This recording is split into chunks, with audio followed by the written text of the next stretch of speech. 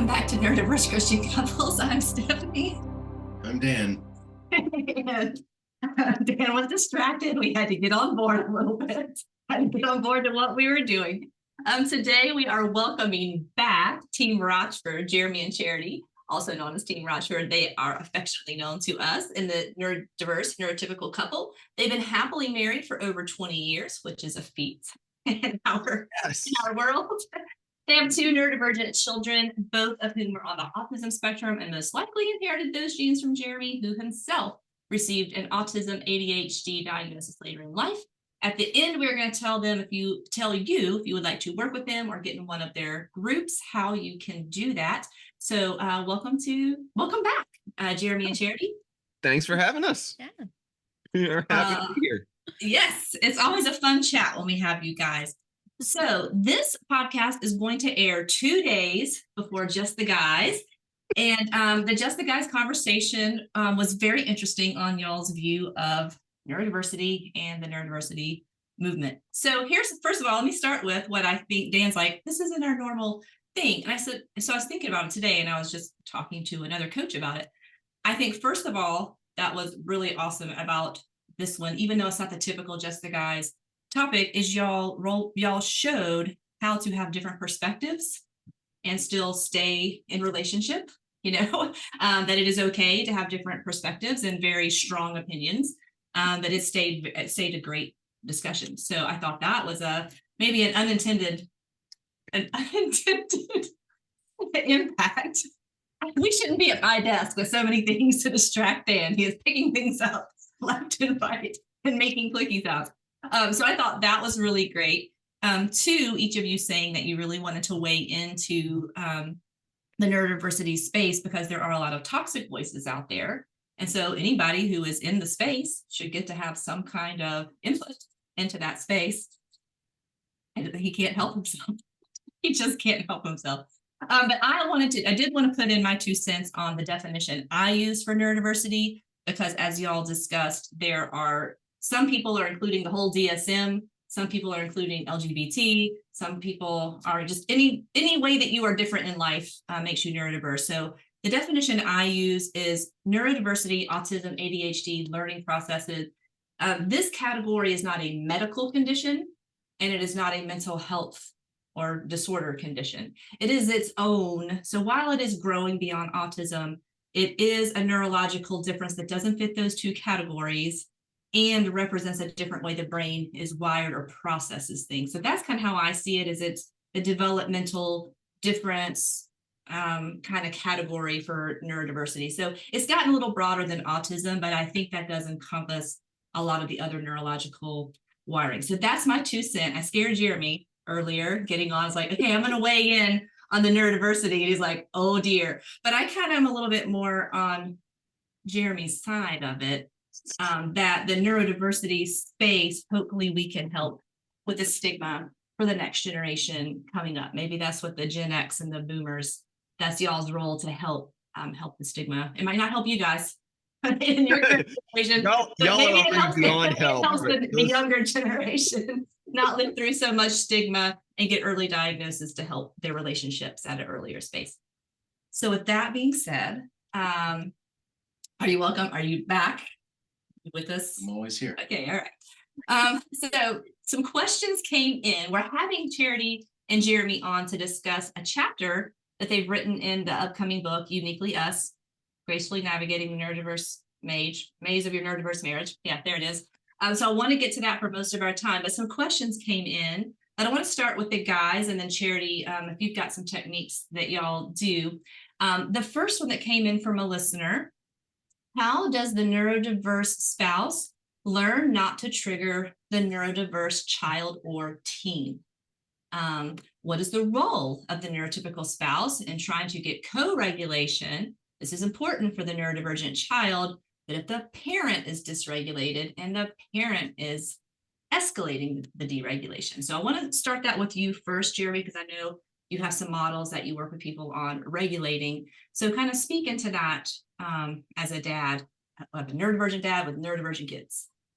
Yeah, I think, and I'm sorry if I get very autistic with this explanation, but For me, it starts with sort of reclaiming the black and white thinking that typically doesn't help, but instead using it to help. And what I mean by that in this instance is once I became educated beyond a doubt that typical ways of parenting my children would not work, it kind of gave me this about face of, well, if you're young at your kid and it only makes it worse because of the way their brain is wired, young at them is only going to make it worse, which then made me look in the mirror and going, do you want to make this worse or do you want to make it better? Because clearly this is going to make it worse.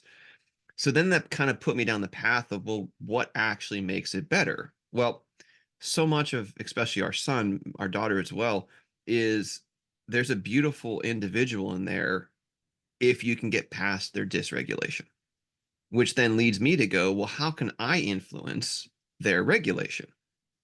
To influence their regulation, I need to first be regulated. So for me, it comes to the point of saying, I know as a parent, I have to help. The best way I can help is to pre-regulate and regulate myself and go in there with the mindset of no matter what they do, I can't lose my cool because then I lose all semblance of helping. Because I'm going to trigger them, they're going to trigger me, and it just goes out of control. And so the first thing I do is I connect with breathing, I get calm, I remind myself that these are little me's. Do I like being yelled at? Do I like being criticized? Do I like being told how wrong I am? No, I don't. So if I don't like that, and that dysregulates me in a professional realm or in a marital realm, why would I do that to my kids? So first I regulate, and then I go, how would I want to be spoken with? Not spoken to, but spoken with. And so for me, it's very neutral. It's very rational, which used to get me in trouble because it's like you're speaking to a 5-year-old like this. But now as they get older, we get compliments of how well we handle situations. Like we'll be in the middle of a group and people be like, I can't believe that just happened. I'm like, well, why wouldn't you talk to them? They're little adults. So let's talk to them like little adults. Obviously not using big old words, but kind of understanding and getting curious. Like, why are you behaving this way? Why are you so upset with this? So to boil this all down, it's really a two-step process. One, I pre-regulate and I regulate myself so that when I come into the situation, I can be as calm as possible so that they will read my calmness and start to react based on my reactions. That sets the table for then the next step, which is instead of getting upset about the behavior, try to actually understand the behavior. Why did this happen? Why are you upset? I think a great example of this is actually the glasses incident. So our son got suspended from school for a day. And you hear that and you're like, what did he do? What 9-year-old boy, what did this kid do? But then it was like, hey, what did he do? Because I know his heart. And I think as parents, we know our kid's heart. And so that curiosity of like, hey, it's like, what actually happened? And what actually happened was he's autistic. And so another kid what kept saying, I hate these glasses. These glasses are so frustrating. And threw them on the floor. And said, I wish they were broken. And said, I wish they were broken. To which my son went, I'm a helper. I will break them for you. And I hear that and I'm like, and maybe it's just my rose-colored glasses. It makes perfect sense to me. Right? To the autistic mind, I'm like, this is a complete black and white situation. Why? He likes to help. He was given an opportunity to help. He helped. But he didn't have the executive function yet, because again, he's 9, to understand what is the possible alternate context. So rather than getting upset at him because he got suspended or yelling at him over a behavior, I pre-regulated. I connected with me as a 9-year-old and all the crazy things I did. And then I was like, hey, what actually went on here? And I went it through a lens of curiosity, which then those two things allowed it to be a teaching moment and a moment where actual correction can happen rather than just arbitrary yelling and then the kids zoning out. Because before the diagnosis, like that's what we would do. We would yell at the kids because that's what you do. You're gonna listen. And then you would just see them gloss over. Now we know why. So to the point, two-step process. One, pre-regulate yourself as the adult because you've got that responsibility to help your kids. And then two, get curious about the situation before you even think of punishment or anything like that. Because more than likely, especially with a neurodivergent child, there's a logical reason to them why they did it. And when you can get to the bottom of that, you can actually have a conversation and real change can happen.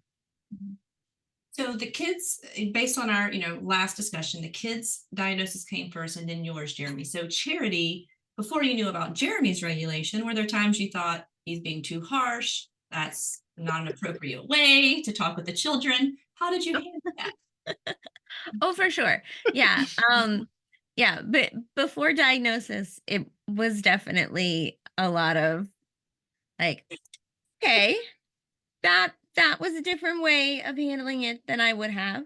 I would say, in the moment, if it was something that he was really just being like too off the handle about, if he was dysregulated in the time period, then it would be one of those things where I'd have to step in and just say, hey, let me just, let me take the kid and let me handle this. And, can you maybe, because we have two children, I'd be, can maybe you handle the child that's not the one in trouble or the one dysregulated, and try to diffuse the situation that way. Yes, ma'am.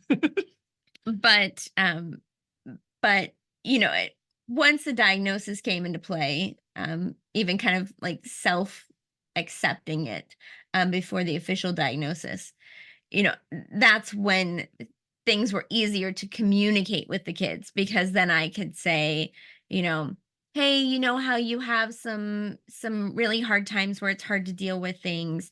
That's where dad is right now. And as we got more into it and learned all of our terminology, then it was able, or it enabled us to make it so I could talk to the kids when they were getting dysregulated, to be like, hey, we what can I do to help you get regulated? And dad needs some time to get regulated too. So, you know, let's let's give daddy some time.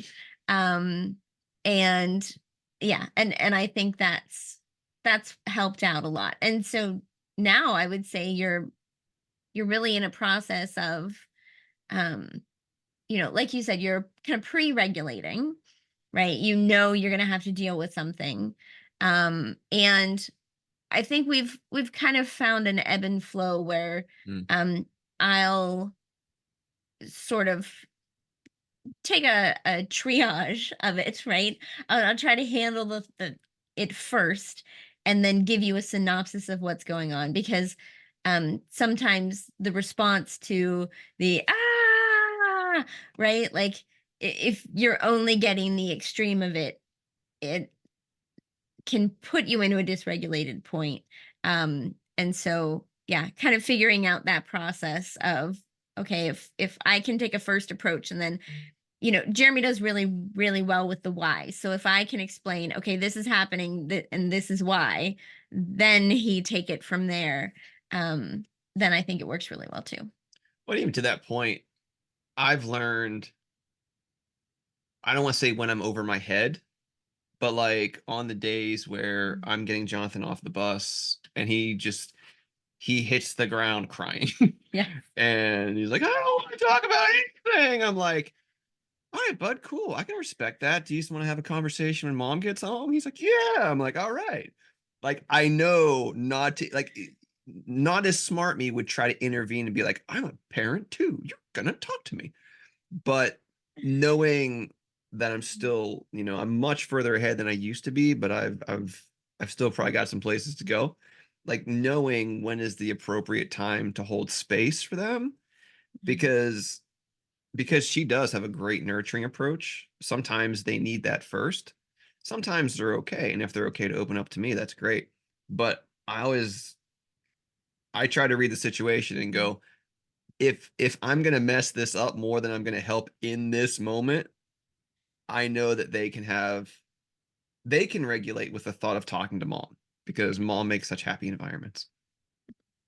What about you? We have not very many. I mean, there's the infamous germ bug day, because you're more of a go inside, internalize, or escape artist more than an explode person. But I mean, what do you remember as to how we handled those things, or how you would maybe even speak to some of the men who are very authoritarian? I'm the man, I'm the head of the house.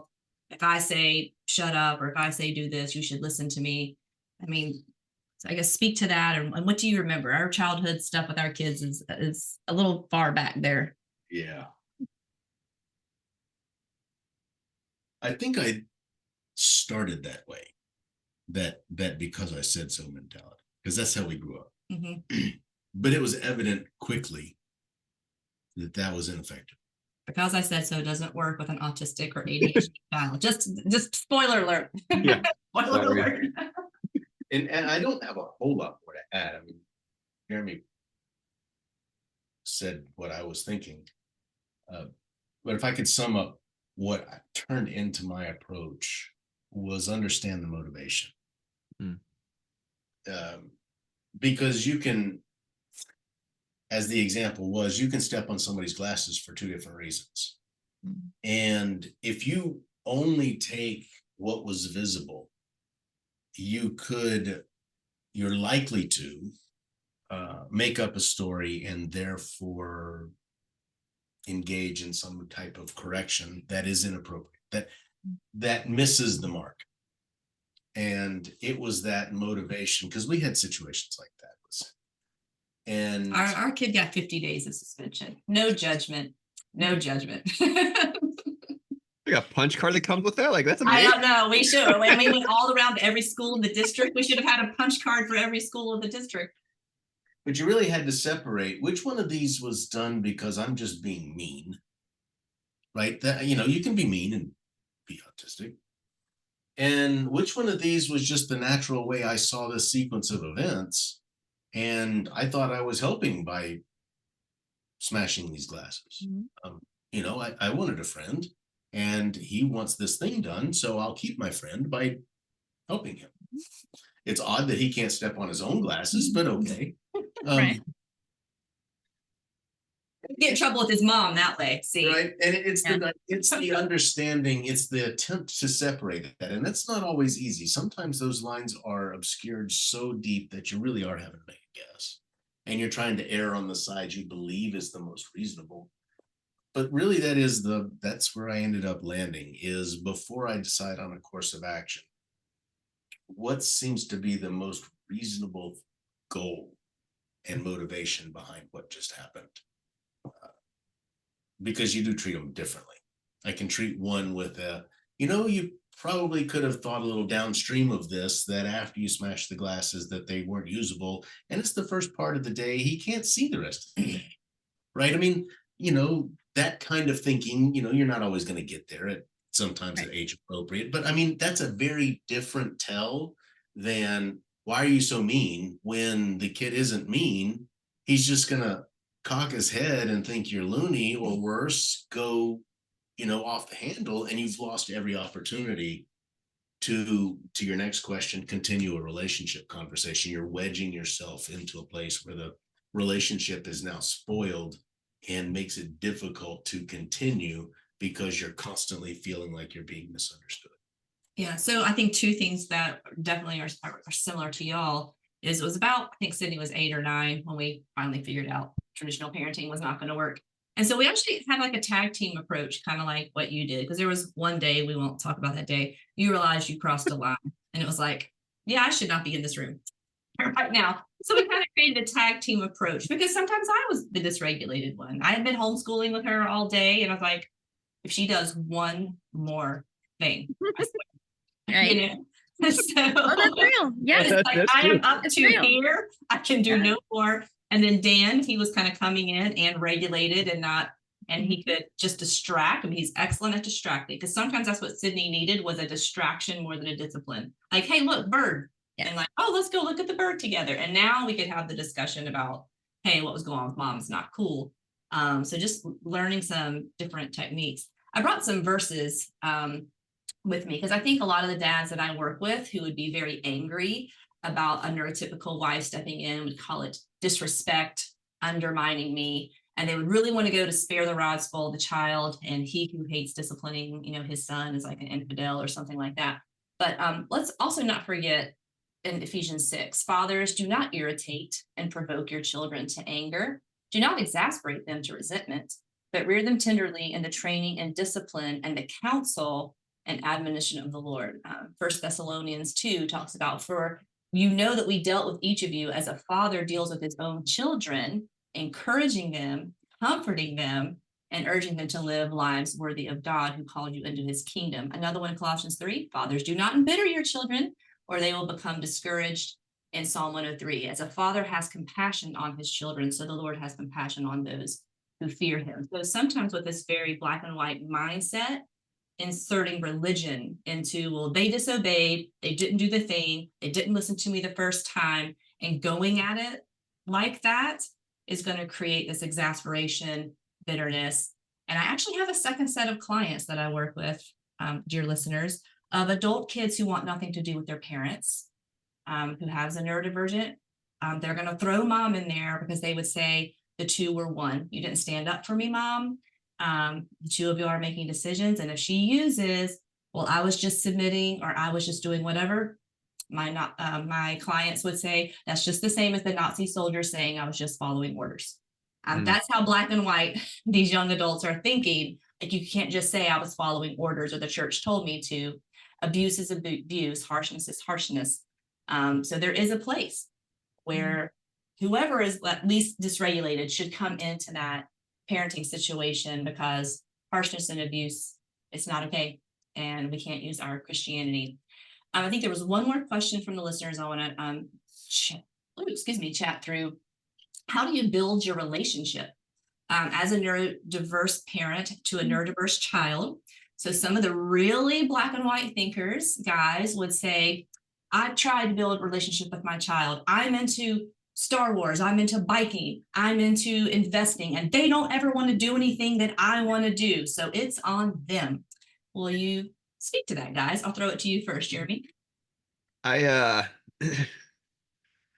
in my mid 40s, and what's great about being in my mid 40s is I grew up with The Simpsons, and The Simpsons have a story for just about everything.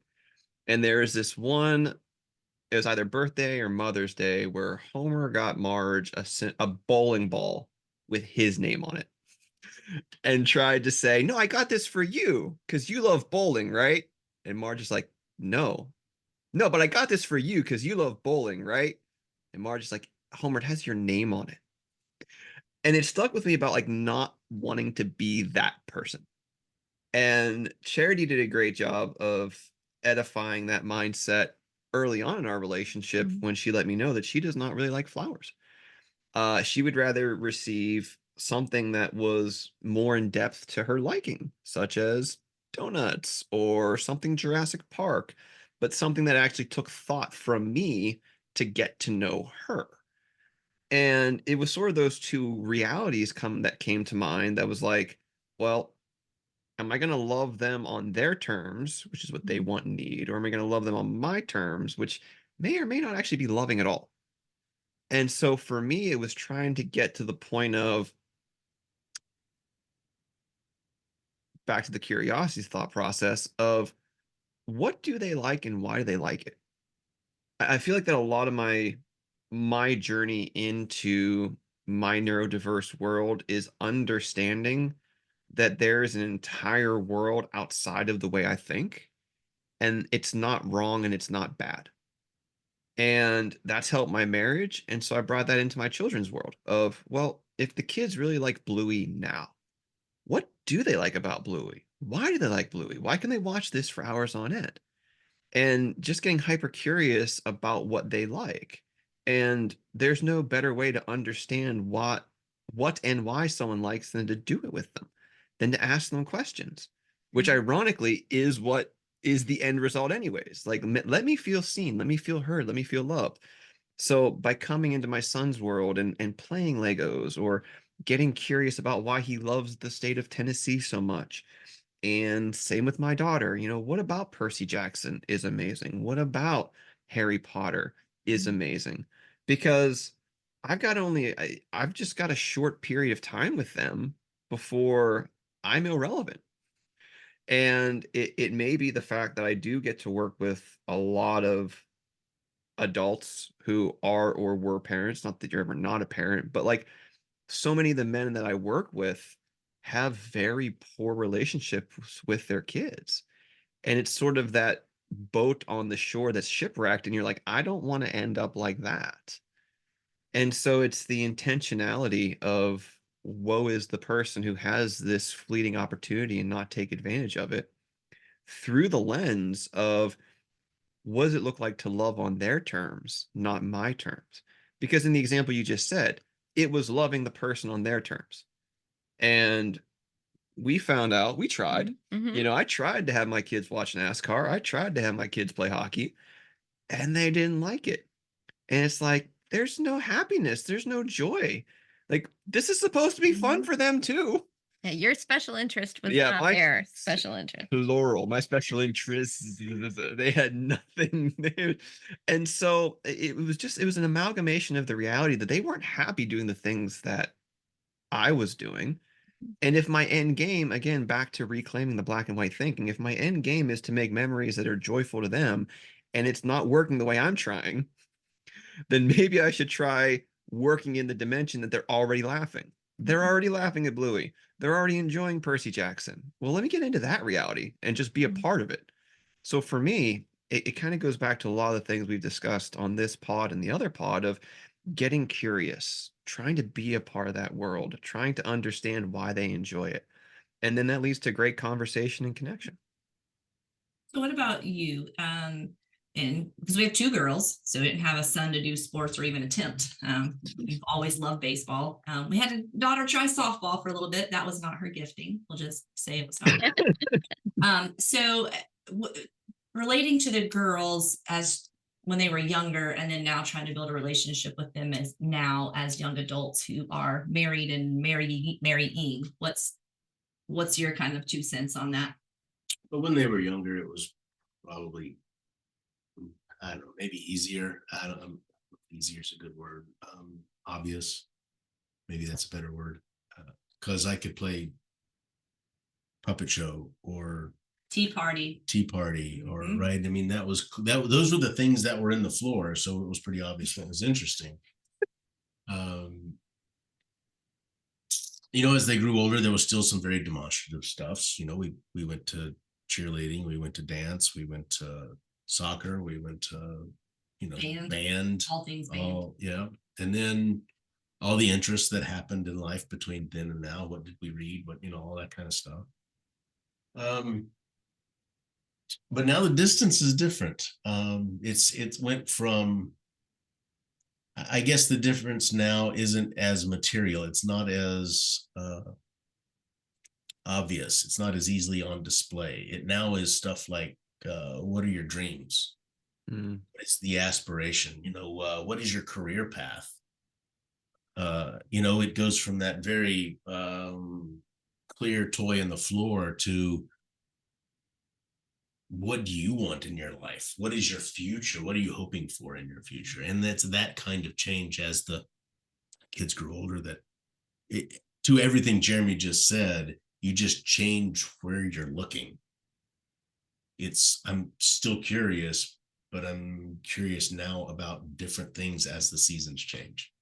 Yeah. So what I heard both of you say was their activities, some of their interest. Because especially in the younger age, because you still have younger kids, it's probably about their activities.